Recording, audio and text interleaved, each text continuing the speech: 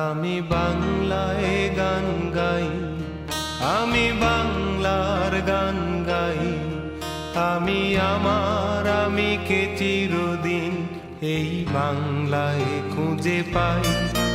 আমি বাংলায় গান গাই, আমি বাংলার গান গাই, আমি আমার আমিকে চিরদিন এই বাংলায় খুঁজে পাই। আমি বাংলায় দেখি স্বপ্ন, আমি বাংলায় বাঁধি সুর, আমি এই বাংলার মায়া ভরা পথে হেঁটেছি এতটা দূর।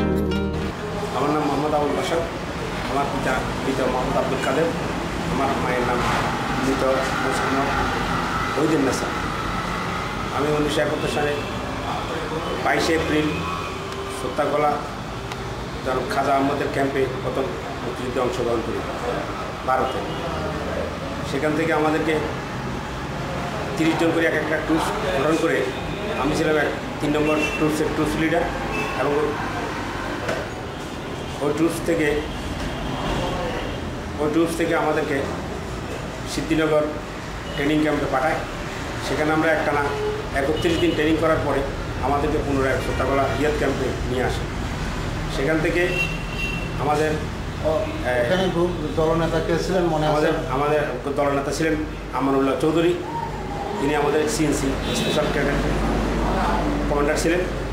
সেখান থেকে আমরা আসার পরে ক্যাপ্টেন গোলাম মাওলার অধীনে জাফর ইমাম সাহেবের নেতৃত্বে 1971 সালে মে মাসের শেষ সপ্তাহে আমরা বন্ধুয়া ব্রিজ ভেঙে ফেনী বন্ধুয়া ব্রিজ ভেঙে পরশুরামের মধ্যে আমরা একটা ভয়ঙ্কর যুদ্ধ অংশগ্রহণ করি। সেই যুদ্ধে আমাদের প্রায় পাকিস্তান আর্মিদের প্রায় 300-র উপরে আমরা নিধন করি। সেখানে আমাদের একটানা 15 দিন যুদ্ধ চলে। সেই যুদ্ধের পরে আমাদের পিছন থেকে পাক বাহিনীরা হেলিকপ্টার দিয়ে যখন শূন্য নামিয়ে দিয়ে আমাদের ছত্রভঙ্গ করে, আমরা তখন ভারতে আবার পুনরায় প্রবেশ করি। সেখান থেকে সত্যাগোলা আসার পর থেকে সেখানে আমরা আবার নতুন করে যারা যুদ্ধে অংশগ্রহণ করছে তাদেরকে বাছাই করে ভর্তি করার জন্য জনাব খাজা আহমদ সাহেব আমাদেরকে দায়িত্ব দেন।